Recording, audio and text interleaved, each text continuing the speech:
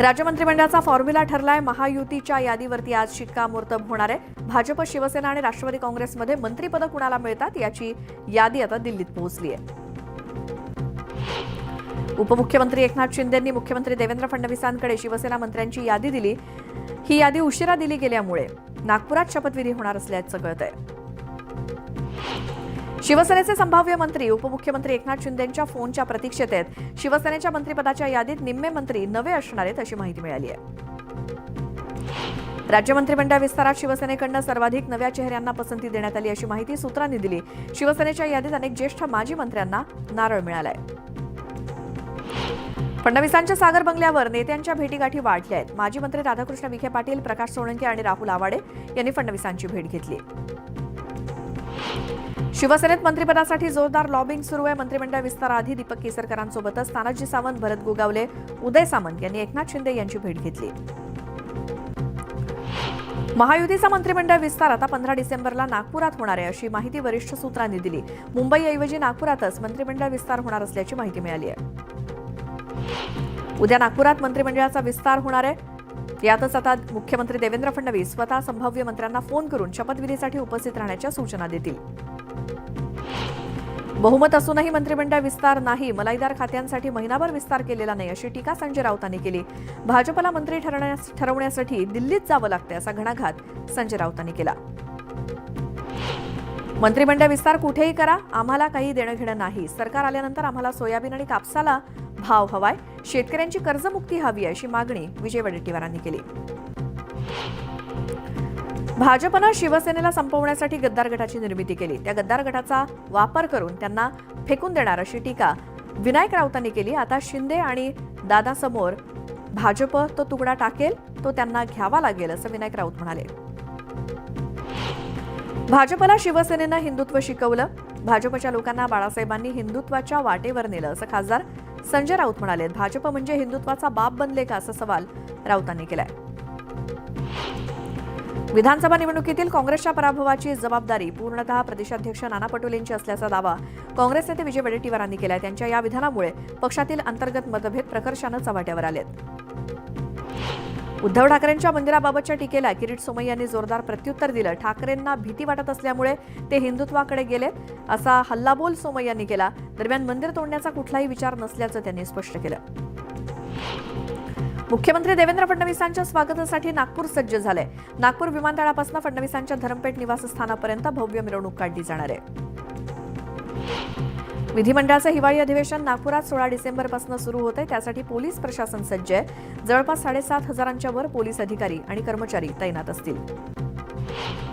सोमवारपासून नागपुरात सुरू होणाऱ्या विधिमंडळाच्या हिवाळी अधिवेशनात शेतकऱ्यांना कर्जमाफी होण्याची शक्यता दुरावली आहे. त्यामुळे शेतकऱ्यांचं हिरमोड होणार आहे. पहिल्याच अधिवेशनात शेतकरी कर्जमाफी होण्याची शेतकऱ्यांना अपेक्षा होती. विधानसभा अधिवेशनाच्या पूर्वसंध्येला नागपुरात राष्ट्रवादीचा भव्य मेळावा होणार आहे. या मेळाव्यात उपमुख्यमंत्री अजित पवार, प्रफुल्ल पटेल, सुनील तटकरे यांच्यासोबतच अनेक नेते उपस्थित असतील. विदर्भातील आमदारांचा सत्कार केला जाईल. उपमुख्यमंत्री अजित पवार आज बारामती दौऱ्यावर आहेत. यावेळी अजित पवारांनी विविध विकास कामांची पाहणी केली. राज ठाकरेंनी पुण्यातल्या नेत्यांना महापालिकेसाठी बैठकांना सुरुवात करण्याचे आदेश दिलेत. पुणे शहरातील मनसे कार्यकर्त्यांची बैठक झाली असून त्यात प्रभागनिहाय माहिती घेत महापालिकेच्या तयारीला लागण्याच्या सूचना करण्यात आल्यात. वर्ध्याच्या देवळी मतदारसंघाचे भाजप आमदार राजेश बकान यांनी ग्रामस्थांच्या समस्या जाणून घेत विकास कामांचा शुभारंभ केला. माजी जिल्हा परिषद अध्यक्ष शशांक घोडमार यांनी रस्ते, पाणी आणि रोजगाराचा प्रश्न सोडवावा अशी मागणी केली आहे. कराड उत्तरचे आमदार मनोज घोरपडे यांची कराड इथे शासकीय अधिकाऱ्यांसोबत आढावा बैठक पार पडली. यावेळी त्यांनी कराड उत्तर विधानसभा मतदारसंघ 4 तालुक्यात विभागलेला असून प्रत्येक महिन्याला जनता दरबार होणार असल्याची माहिती दिली. भिवंडीतल्या काल्हेर कोपर परिसरातील बिल्डर विरोधात शेतकऱ्यांनी आंदोलन केलं. यावेळी खासदार बाळ्यामामा देखील ठिय्या आंदोलनात सहभागी झाले असून शेतकऱ्यांना न्याय मिळत नाही तोपर्यंत आंदोलन सुरू राहणार असा इशारा त्यांनी दिला. अंबरनाथच्या अनेक भागात पाण्याची टंचाई आहे. दरम्यान अंबरनाथ MIDCच्या सरकारी कार्यालयात पिण्याच्या पाण्यानं वाहनं धुतली जात असल्याचा धक्कादायक प्रकार समोर आलाय. पाण्याचा अपव्यय करणाऱ्यांवरती कारवाईची मागणी नागरिकांनी केली. धुळे बाजार समितीत आवक वाढल्यामुळे पालेभाज्यांच्या दरात घसरण झाली आहे. अपेक्षित दर मिळत नसल्यामुळे भाजीपाला उत्पादक शेतकरी संकटात सापडलाय. वाशिममध्ये तुरीच्या दरात 3,000 रुपयांची घसरण झाली. तुरीचे दर 12,000 रुपये प्रति क्विंटलवरनं 9,000 रुपयांवरती आले. दरम्यान दर घसरल्यानं शेतकरी चिंताग्रस्त झालेत. वाशिममध्ये रबीच्या हंगामानं नवा उच्चांक गाठलाय. जिल्ह्यामध्ये आतापर्यंत 1,06,038 हेक्टर क्षेत्रावरती पेरणी करण्यात आली. दरम्यान संपूर्ण हंगामात 1.25 लाख हेक्टरपेक्षा जास्त क्षेत्रावरती पेरणी होण्याचा अंदाज कृषी विभागानं व्यक्त केलाय. अमरावतीत 3 दिवसांपासून एनआयएची टीम तळ ठोकून आहे. आज पुन्हा सलग तिसऱ्या दिवशी त्या संशयित तरुणाची चौकशी करण्यात आली. हिंगोलीच्या बाळापूरमधील ग्रामीण रुग्णालयामध्ये कुटुंब कल्याण शस्त्रक्रिया झालेल्या महिलांना भर थंडीत जमिनीवरती झोपवण्यात आल्याचा धक्कादायक प्रकार घडला. त्यामुळे रुग्णालय प्रशासनाची रुग्णांबाबतची अनास्था दिसून आली.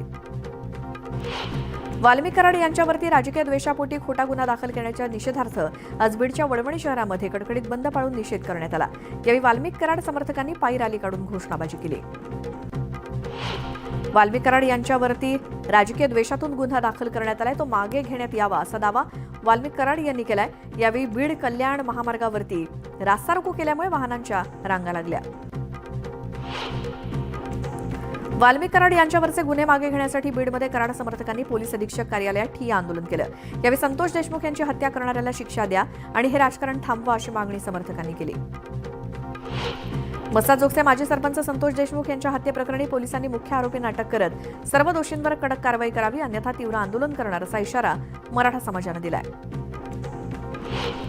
सोलापूर जिल्ह्यातील लक्ष्मी टाकळी ग्रामपंचायतीनं ईव्हीएमच्या समर्थनार्थ ठराव केला. सोलापूरच्या जिल्हाधिकाऱ्यांना निवेदन देत ईव्हीएमवरतीच मतदान घेतलं जावं अशी मागणी त्यांनी केली. नाशिक महापालिकेच्या शिक्षण विभागानं सर्व शाळांसाठी काढलेला आदेश वादग्रस्त ठरलाय.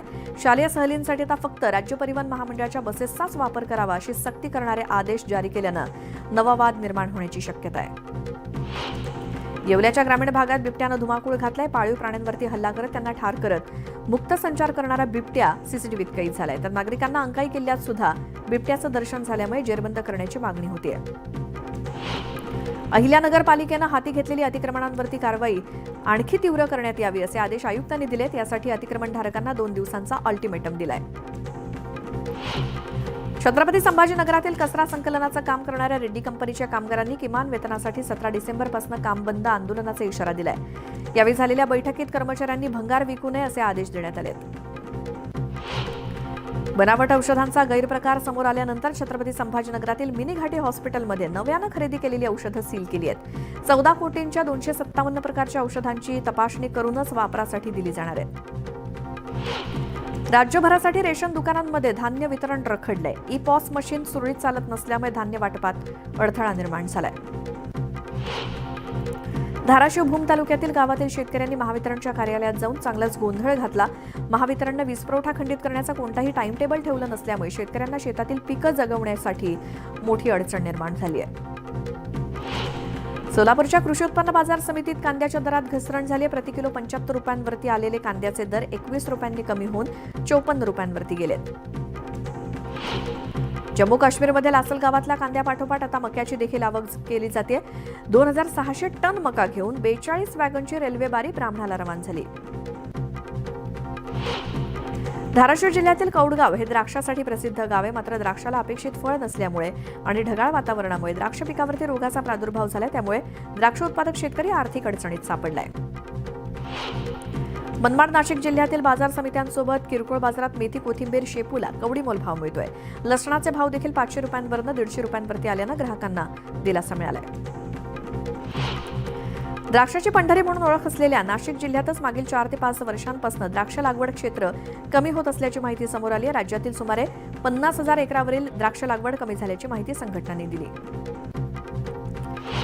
शासकीय धान खरेदी केंद्रावरती धानाची विक्री करण्यासाठी ऑनलाईन नोंदणी करणं आवश्यक आहे. नोंदणी करण्याची मुदत 31 डिसेंबरपर्यंत वाढवण्यात आली आहे.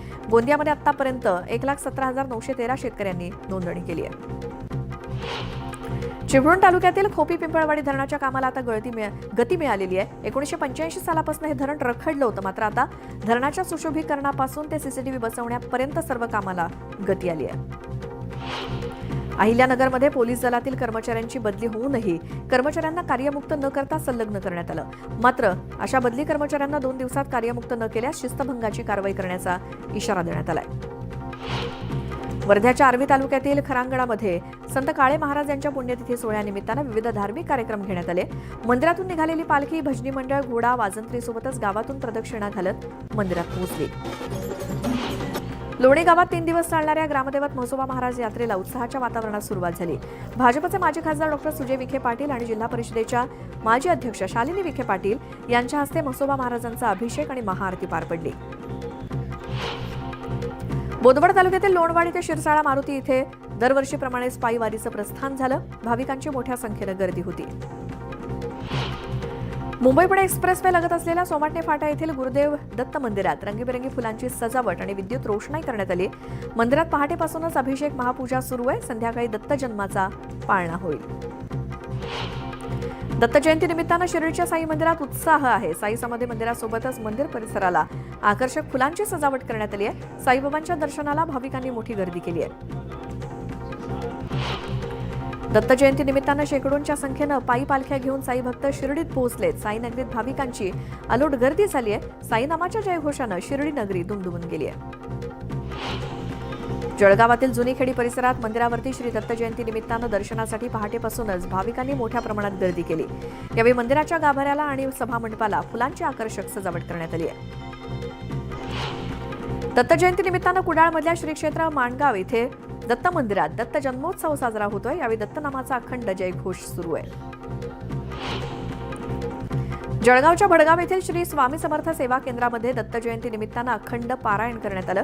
यावेळी यज्ञ सप्ताह देखील संपन्न होतोय. 300 सेवेकऱ्यांनी यात सहभाग घेतलाय.